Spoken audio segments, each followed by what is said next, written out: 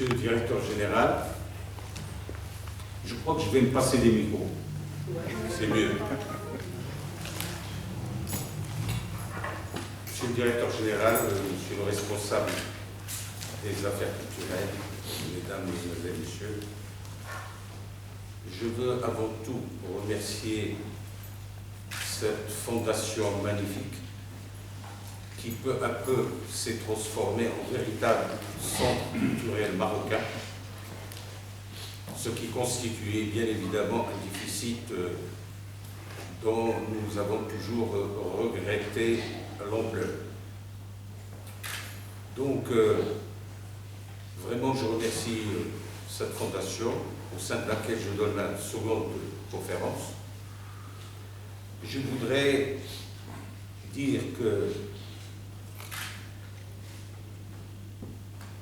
le thème de ce soir, j'aurais pu ajouter au titre modernité, modernité au pluriel et post-modernité, j'aurais pu ajouter nous et la mondialisation, en fait. Tout simplement. Pourquoi? Parce que le concept de la modernité est central. Il est central parce qu'aucun peuple, aucun individu dans aucun peuple ne peut aujourd'hui se dire, vivant son époque, sans aspirer à sa modernité. Mais le titre modernité n'a rien à voir, le mot, le vocable, n'a rien à voir avec le vocable qui est modernisme. Le modernisme, c'est la quantification de toutes les choses qui ont été apportées, inventées, etc., pour faciliter la vie des gens. Donc c'est quantifiable, le modernisme. La modernité, c'est un état d'esprit. Être moderne. Le mot, d'ailleurs, n'est pas ancien.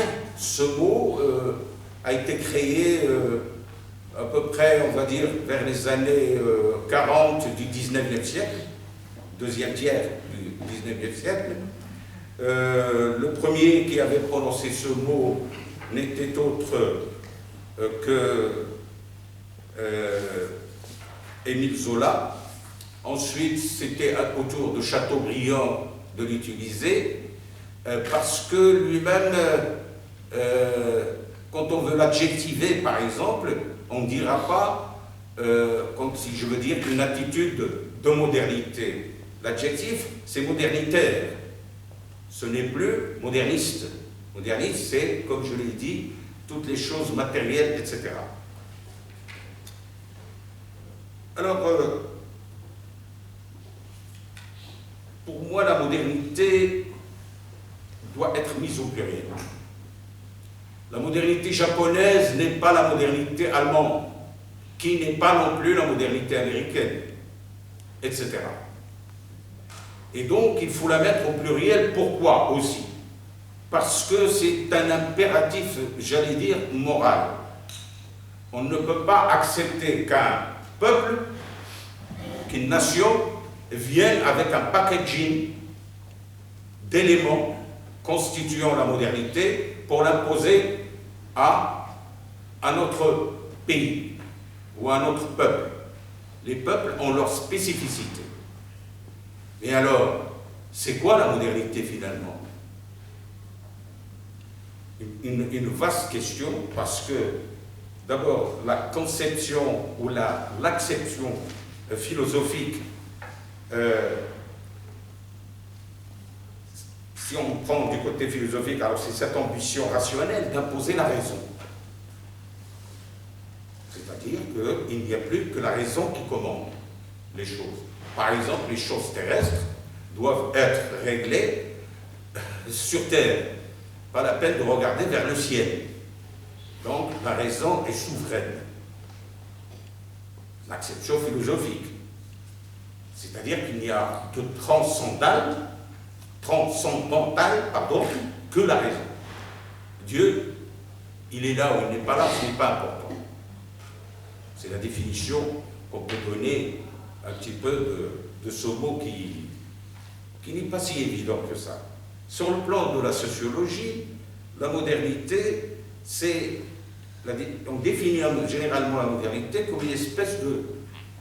C'est la manière de reproduire la société avec des acquis de plus en plus importants sur le plan politique et institutionnel. L'histoire, elle aussi, elle a sa définition de la modernité dans la mesure où, dès le Moyen-Âge, certains placent le début de la modernité à 1492, qui est une date très symbolique, le départ des Arabes d'Espagne, Christophe Colomb, qui découvre l'Amérique, etc.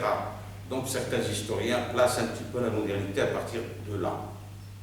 D'autres vont jusqu'au XIIe siècle, par exemple. Vous voyez, mais petit à petit, l'histoire était au ralenti. Et donc, nous, à l'intérieur de tout ça, moi, je ne veux pas vous encombrer avec des théories de Heidegger ou de Hegel ou du grand Ibn Khaldoun, par exemple, qui a aussi sa définition de la modernité, puisqu'il a distingué entre les ruraux ou les bédouins et puis les gens des villes qui ont leurs mœurs, etc. Et comme nous le savons, Ibn Khaldoun est l'inventeur de la sociologie de l'histoire. Donc je ne veux pas vous encombrer avec Kant, Rousseau, Kaulbach, etc. Je vais simplement aller, et d'ailleurs ça s'est passé de la même manière que ma dernière conférence, parce que j'écris ma conférence, mais quand j'arrive devant l'auditoire, je me dis, mais pourquoi je vais leur casser la tête avec trop de chiffres, trop de noms, trop de dates, comme si je voulais montrer mes muscles intellectuels? Pas du tout, il faut dire les choses simplement et aller tout droit au sujet en disant ce qu'on pense du sujet soi-même. Donc on a parlé de la modernité, modernité au pluriel, et parlons maintenant de ce qu'on appelle la postmodernité. Tiens. La postmodernité, pour certains, c'est tout de suite être plus moderne que les modernes, etc. Or, c'est vraiment le contraire de la modernité. Pourquoi? Parce que, à l'ère modernitaire, on a construit, on a inventé, on avait un sens du nous. Nous. La postmodernité ne reconnaît que le je, moi. Et chacun est devenu un monde à lui, tout seul, et il ne pense plus aux autres. Les indicateurs sociologiques de cette chose sont nombreux, entre autres le taux de participation ou de vote des citoyens un peu partout dans le monde. Ce taux ne cesse de baisser dans tous les pays du monde. Ça veut dire que, tout simplement, le monde a changé. La vitesse du monde a changé. La cadence de la vie sociétale a changé. Internet est là. Aujourd'hui, le temps n'existe plus, puisqu'on peut parler avec quelqu'un à New York, l'espace non plus, tout en le regardant, tout en étant avec lui. Donc, le temps n'est plus là, et l'espace n'est plus là. Très bien. Puisqu'il n'y a plus de temps et plus d'espace, et l'homme a vaincu le temps et l'espace, alors cet homme-là, il se dit, maintenant, je me suffis à moi-même en tant qu'individu. Ce qui m'intéresse, ce sont mes intérêts et mes intérêts seuls. Et petit à petit s'est installée cette valeur. cette valeur de l'égotisme. Parce que l'individualisme n'est pas l'égoïsme ou l'égotisme. Je dis égotisme par référence à l'ego surdimensionné, de cet individu qui veut tout avoir et tout de suite. Donc nous sommes dans la phase de la postmodernité qui est la phase du hic et nunc, de ici et maintenant. Je ne travaille plus pour une génération, je ne vois plus à droite et à gauche qui est avec moi, je veux tout de suite, vite, ici et maintenant, satisfaire mes besoins. Donc la société de consommation qui est consumériste a engendré cette société-là qui, elle, ne voit plus, comme je l'ai dit, l'individu au sein d'un groupe ou d'une société. Et là, on arrive à l'identité. Pourquoi? Parce que l'ère postmoderne contribue à la fragmentation de l'individu. L'individu devient fragmenté. Et l'identité, donc, se fragilise. Elle se démultiplie ou se compartimente entre des attitudes diverses, voire opposées. Parfaite maîtresse de la maison, le soir, femme d'affaires le jour, par exemple. Donc un individu peut, avoir plusieurs identités, et deux, peut avoir plusieurs vies. Dorénavant, on peut vivre plusieurs vies.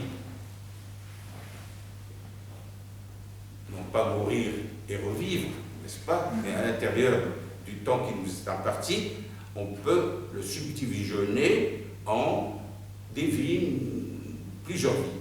On peut commencer, je ne sais pas, facteur de la poste, et terminer artiste violoniste, et faire une grosse partie de sa vie à devenir, je ne sais pas, autre chose. Donc, alors qu'avant, il y avait la notion de la carrière, et jusqu'à, on fait la même chose jusqu'à la retraite. Voilà. Donc le monde a changé. Bon, alors nous, dans ce monde-là, j'en arrive à la question fondamentale que nous postons et quelles sont les raisons qui doivent présider à notre choix.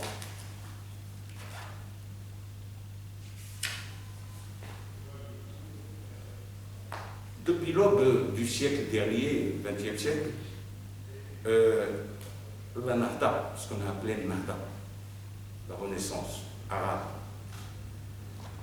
a conquis l'intelligentsia de l'époque, arabe de l'époque,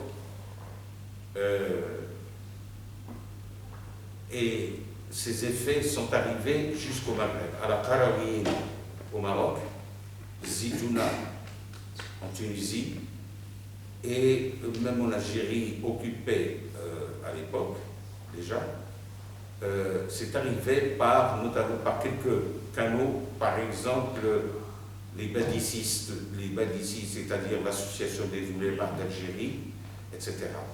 Alors cette approche de la modernité, chez les tenants de la Nahda, s'appuyait sur deux éléments. Revenir aux fondamentaux de notre culture arabo-musulmane, mais aller chercher en Occident les moyens de développer les pays. C'est pas si schizophrénique que ça peut paraître, mais cette approche a échoué.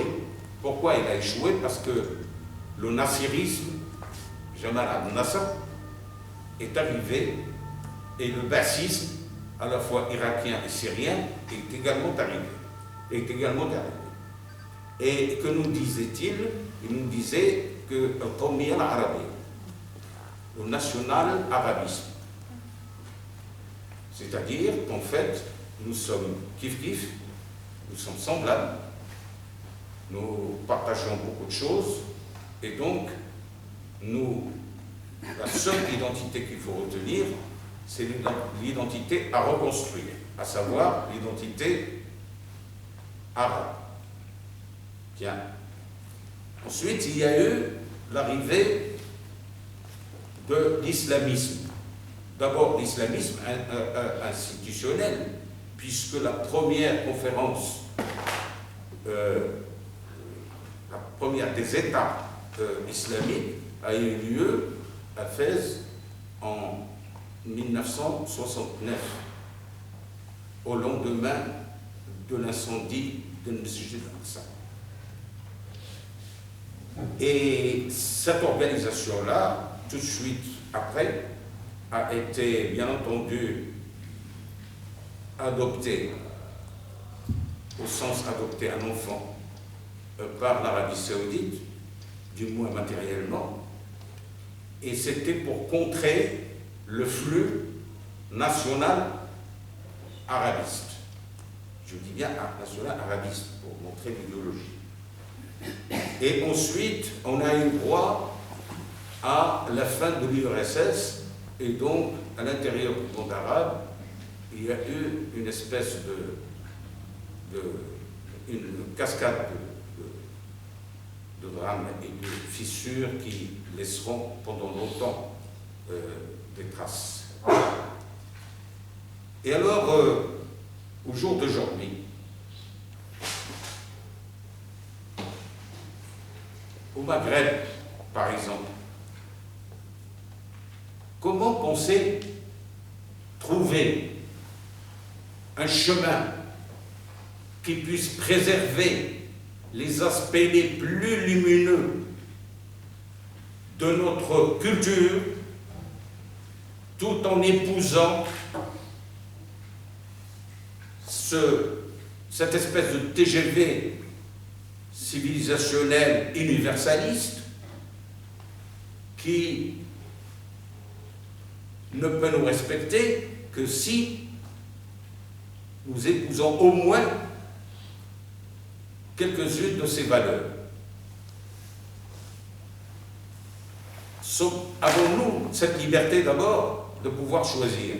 Je dis au jour d'aujourd'hui, non. Cette liberté, nous ne l'avons pas. Il faut vraiment se mentir pour aller prétendre que nous avons aujourd'hui, au Maghreb, d'abord des élites vraiment impliquées dans le développement humain, le développement territorial, le développement économique plus généralement, le développement socio-économique et surtout culturel. Est-ce que nous avons ces élites-là? La réponse est mitigée. On les a, mais ces élites-là font-elles le choix, le bon choix de s'investir pour des peuples qui aspirent à l'épanouissement, à la liberté, à la démocratie et au respect des droits de l'homme? Ensuite, quand on consulte les chiffres de l'alphabétisation au Maghreb, on voit que, hormis la Tunisie, Mauritanie, au Maroc, en Algérie, ces taux-là continuent à nous terrifier. Parce que c'est inconcevable aujourd'hui, en 2015, qu'on trouve des chiffres, par exemple, dans le monde rural de ces pays-là, des chiffres vraiment alarmants qui frôlent parfois les 90% selon telle ou telle zone reculée ou enclavée, etc., etc.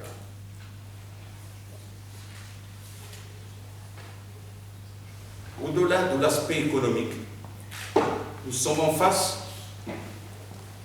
d'un Maghreb aujourd'hui disloqué, animé par des forces antagonistes, les unes, ces forces-là, plus surréalistes que les autres. Puis les sociétés maghrébines sont aujourd'hui pénétrées par le flux islamiste. Voilà qui n'arrange pas beaucoup les choses. Qui leur vient du rigorisme sous toutes ses formes.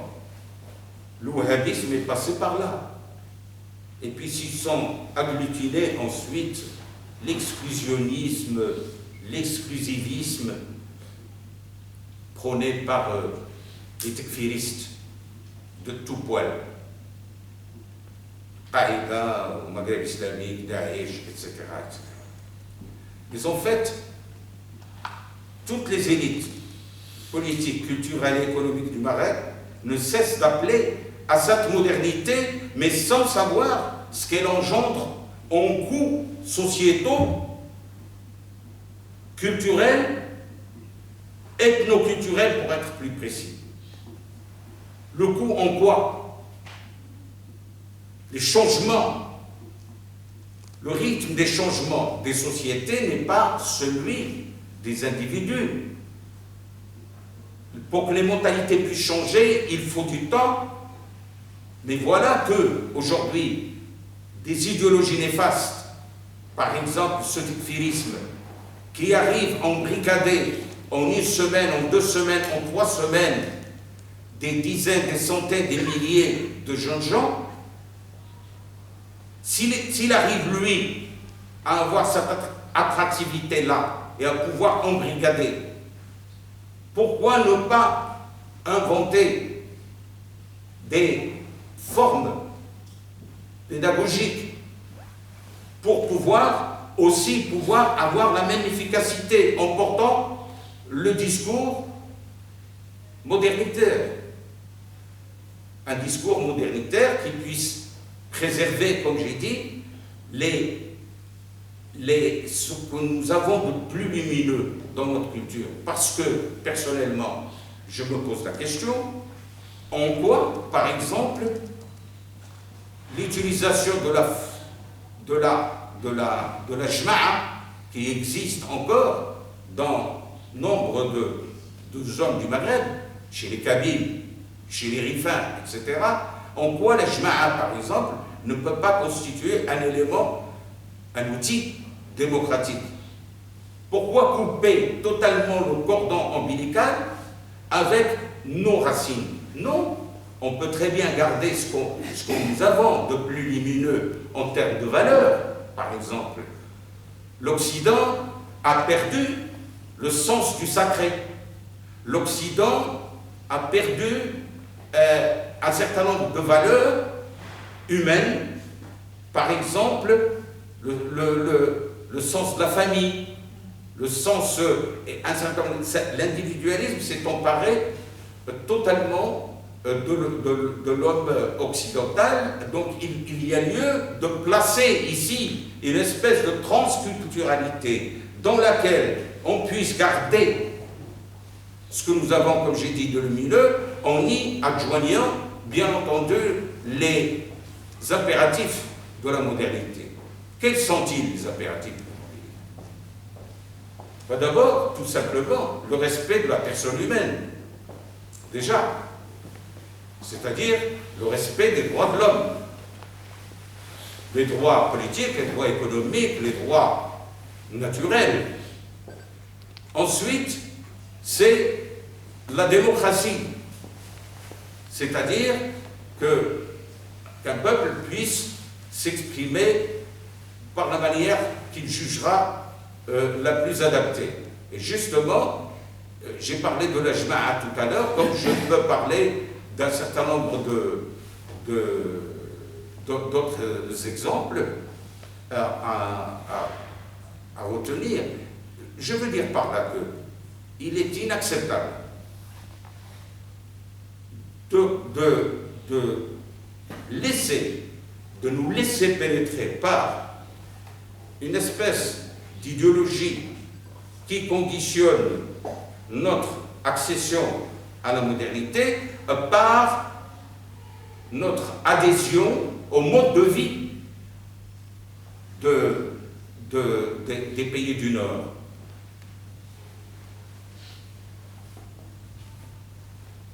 Cette transculturalité, pour l'installer, c'est l'école d'abord. Il faut commencer par l'école. Et l'école, donc, cette approche pédagogique qui impose aujourd'hui, plus que jamais, de revoir totalement les programmes des écoles, parce que ce que nous apprenons aux générations nouvelles, ce n'est pas un sens de l'autre, c'est-à-dire l'ouverture sur les autres. Non, nous leur apprenons que nous sommes les meilleurs du monde, que nous sommes vraiment l'idéal qu'on puisse avoir sur Terre, et que en dehors de nous, tout le monde a tort. Cette approche est terrible et nous a coûté très cher jusqu'à maintenant, parce que c'est une approche qui ne construit pas le citoyen, c'est une approche qui démotive, et c'est dans ce sens-là qu'il faudra donc repenser le concept lui-même de modernité pour dire oui aux droits de l'homme, à condition qu'on les définisse aussi, puisque vous êtes au courant que dernièrement, la question de l'héritage pour les femmes a été posée au Maroc. Alors, la Doxa dit expressément que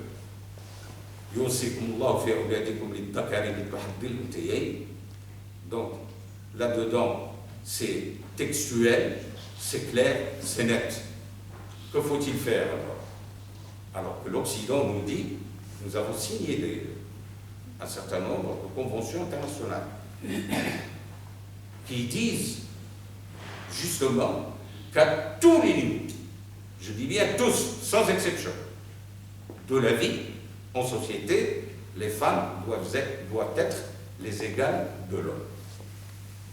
Que doit-on faire face à ça? C'est une question que je pose.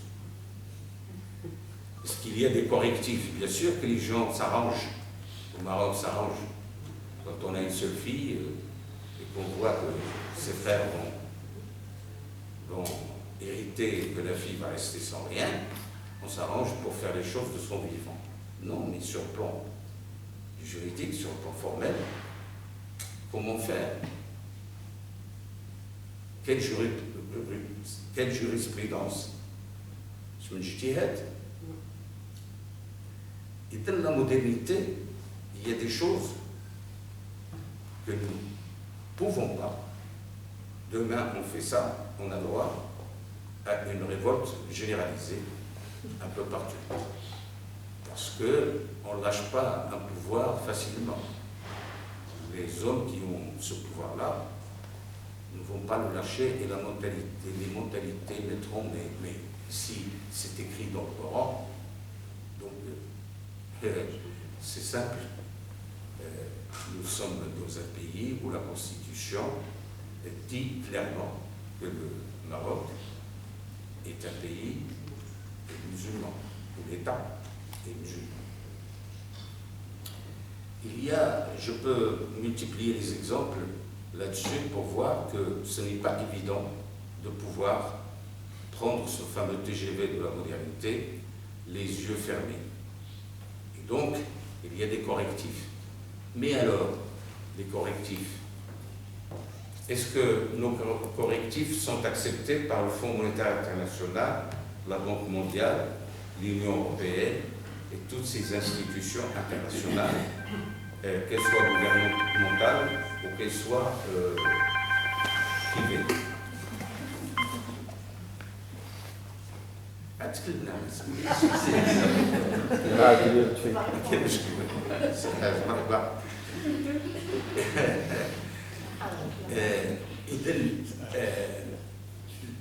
La Banque mondiale, le Fonds monétaire international, l'Union européenne, et je pourrais multiplier les institutions à la fois gouvernementales et non gouvernementales. Elles nous surveillent. Ça, c'est des chantages. والله لا تفهم.